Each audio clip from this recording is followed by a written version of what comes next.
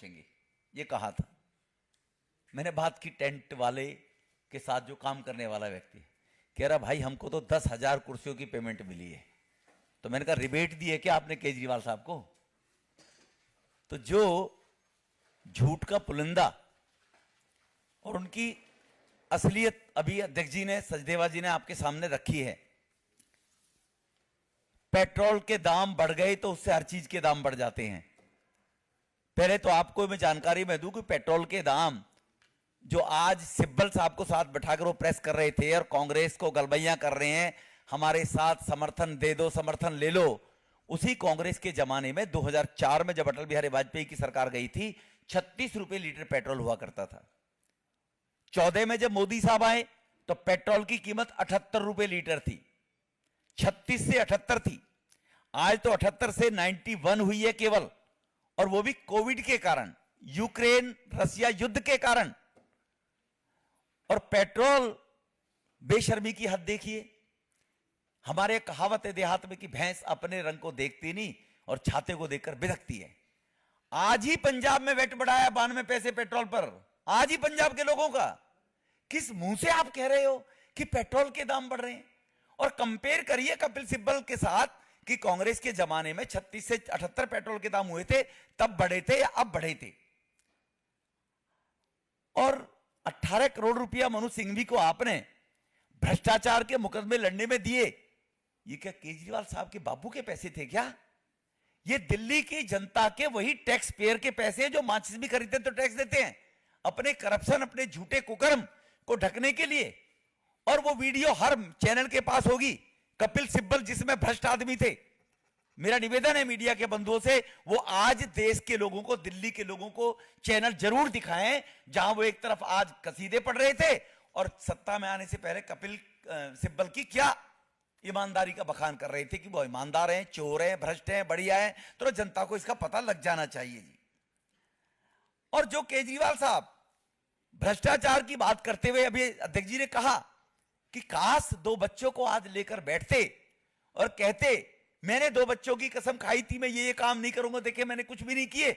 आज पता नहीं बच्चे कहां चले गए, इसका कौन जवाब देगा? तो इसलिए उनकी जो कपिल सिब्बल के साथ में और भ्रष्टाचार को लेकर कई बातें हैं, वो कहीं ना कहीं बेशर्मी की सारी, निर्लज्जता की सारी हदों को पार करती नजर आई। आज दिल्ली के लोगों ने देखा था। दिल्ली के सांसद घरों में बैठे रहते हैं। उन्होंने कहा आज ये बात भी अपनी रैली में, केजरीवाल साहब को मैं मीडिया के सामने केवल दक्षिणी दिल्ली की बात करता हूं कि पिछले 9 साल में आपने पूरी दिल्ली में कितने नए प्रोजेक्ट चलाकर क्या कुछ पैदा किया। और दक्षिणी दिल्ली में केंद्र की सरकार के माध्यम से 15 प्रोजेक्ट तो ऐसे हैं जो नेशनल लेवल के प्रोजेक्ट हुए हैं। और आप बताइए दिल्ली के अंदर, ये मैं केवल एक दक्षिणी दिल्ली का एक चैलेंज करता हूं केजरीवाल साहब को, मैं कल मीडिया के सामने उसकी एक बुकलेट भी पेश करूंगा विद फोटो। और केजरीवाल साहब आप भी 15-16 ऐसी स्कीम बताएं दिल्ली में कौन सी लेकर आए दिल्ली के अंदर। और आपके पास 78,000 करोड़ रुपए का फंड, और हमारे पास सांसदों के पास केवल डेवलपमेंट फंड 5 करोड़ रुपया, वो भी कोविड में मोदी साहब ने 2 साल का रोक दिया था कि वो कोविड के लोगों के लिए जाए वो फंड का पैसा। लोकपाल आज भूल गए। वो मुझसे पहले मनोज जी ने भी, वीरेंद्र जी ने भी कहा कि लोकपाल कहां चला गया।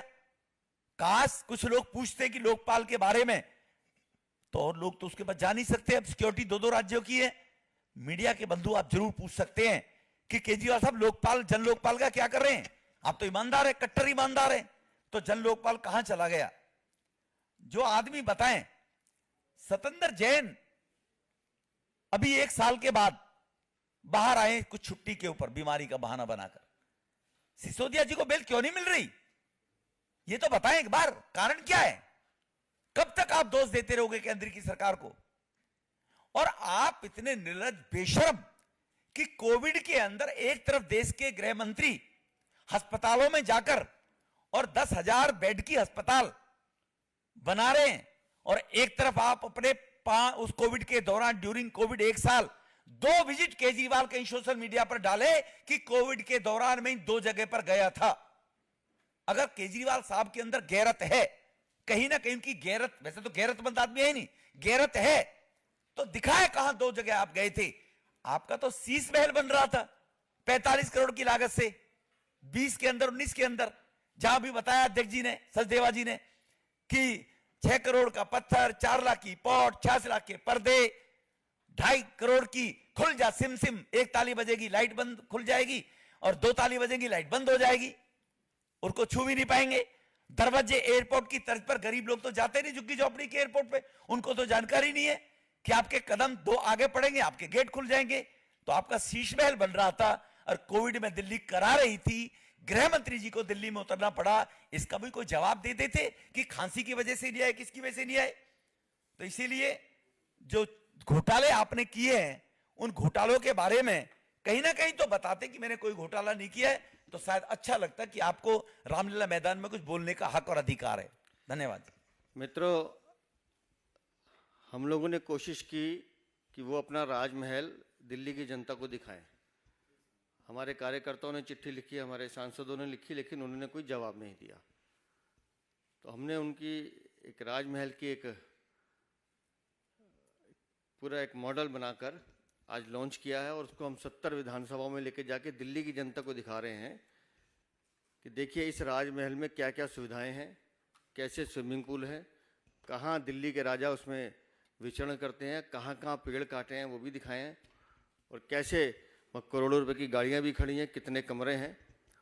तो ये राजमहल जो अरविंद केजरीवाल ने दिल्ली की जनता की गाड़ी कमाई से लूट के बनाया है, ये राजमहल दिल्ली की जनता के दरवाजे तक ले जाने का काम हम लोग करेंगे। प्रश्न आमंत्रित है रविकांत राय, टाइम्स नव भारत। वीरेंद्र जी, अरविंद केजरीवाल ने आज एक कहानी भी सुनाई रामलीला मैदान से। मेरे 2 सवाल हैं। ऑर्डिनेंस के खिलाफ पूरे देश में वो घूमे एक समर्थन जुटाने के लिए कि सभी ऑपोजिशन की पार्टियां वो सपोर्ट करेंगी, वैसा देखा नहीं। और दूसरा, बार बार वो एक चौथी पास राजा की कहानी सुना रहे हैं। आपको भी पता है वो किसके बारे में कह रहे हैं। इस पद की गरिमा के अनुसार ये स्टेटमेंट को आप लोग कैसे देखते हैं और क्या बीजेपी का स्टैंड है? मैंने अपना उद्बोधन ही इसी बात से किया था कि जिस छिछोरी भाषा का आज उल्लेख किया गया है वो छिछोरापन भी उससे शर्माता है। और अरविंद केजरीवाल ने आज ये दिखाया है कि उनकी परवरिश किस संस्कारों में हुई है। इस तरहहीन आदमी हैं वो। और जहाँ तक आपने ऑर्डिनेंस की बात की, ऑर्डिनेंस में उनको एक चोर दूसरे चोर को बचाने की बात कर रहा है। एक स्वार्थी दूसरे स्वार्थी के पास जा रहा है। जो एक दूसरे को गाली देते थे आज एक दूसरे के गले मिल रहे हैं। ऑर्डिनेंस दिल्ली के विकास के लिए है। ऑर्डिनेंस में जो अथॉरिटी है उसका चेयरमैन अरविंद केजरीवाल को बनाया गया है। ईमानदारी से काम करें, उनको चीज़ें समझ में आएंगी। आनंद पांडे, टीवी 9। रमेश जी, मेरा सवाल आपसे है। अरविंद केजरीवाल ने प्रधानमंत्री को हंकारी बोला कैसा है प्रधानमंत्री है जो देश के संविधान को नहीं मानता, सुप्रीम कोर्ट को नहीं मानता है। उनसे बड़ा अहंकारी कौन होगा कि जो मुख्यमंत्री बनने के बाद कह रहा है मैं राज कर रहा हूं। जो आदमी कहता था मैं तुम्हारा बेटा हूं, वो कह रहा है मैं राज कर रहा हूं। और जो आदमी आज अगर तंज कस रहा है कहीं भी किसी के बारे में भी, अपनी गिरबान में झांके, वो भी एक क्लिप निकाले मेरे मीडिया के बंधुओं से। अरविंद केजरीवाल तो क्या उनके खानदान में कोई कमिश्नर नहीं रहा इनकम टैक्स का, वो भी एडिशनल कमिश्नर रहा है, कमिश्नर नहीं रहा। और दिल्ली की जनता को उसने अपने आप को कमिश्नर बताया था, कमिश्नर। और वो बताए उनके खानदान में कौन कमिश्नर रहा, गलती से ना क्या बेटा हो। अपनी गिरबान में भी अरविंद केजरीवाल झांके जरा, ठीक है ना जी।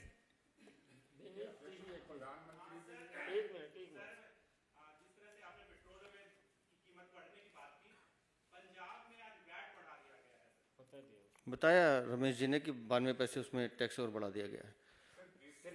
पंजाब को लूटने का काम चल रहा था, अब और लुटाई होगी। एक मिनट रुकिए जी। श्रीवास्तव जी, न्यूज 8। सर, आप सवाल करना है पीएम पे निशाना साधते हुए उन्होंने ये कहा कि कोविड में कुछ नहीं किया और तमाम तरह से नोटबंदी में भी सवाल खड़े कर दिया। 2000 के नोट को भी लेकर तमाम तरह से आरोप लगा डाले कि रोजगार खत्म कर दिया, बेरोजगार लोगों को कर दिया, धंधे बंद करा दिए। कोविड में किसने काम किया है ये हम सब भी जानते हैं, दिल्ली और देश की जनता जानती है, साथ साथ विदेश की जनता भी जानती है। जब एक राष्ट्रीय अध्यक्ष पैर छूके माननीय प्रधानमंत्री का सम्मान कर रहा है तो वो उस कोविड का भी सम्मान कर रहा है जो प्रधानमंत्री ने हर देश में फ्री पहुंचाई। जब एक राष्ट्रीय अध्यक्ष मोदी जी को मोदी इज़ द बॉस कह रहा है तो वो उस कोविड और कोविन का सम्मान कर रहा है जो प्रधानमंत्री ने देशों को सहायता दी। वो अमेरिका का राष्ट्रपति जो कहता है कि प्रधानमंत्री जी मुझे आपका ऑटोग्राफ चाहिए, उन सब ने देखा है कि उस संकट काल में भारत ने कैसे अपने साथ साथ अपने नागरिकों को तो बचाया ही, विश्व के लोगों को भी बचाने का काम किया है। इसलिए अरविंद केजरीवाल, फिर मैं कह रहा हूं, अपने स्तर से गिर के बात कर रहे हैं। उन्हें इन सब बातों पे ध्यान देना चाहिए। चलिए, ठीक।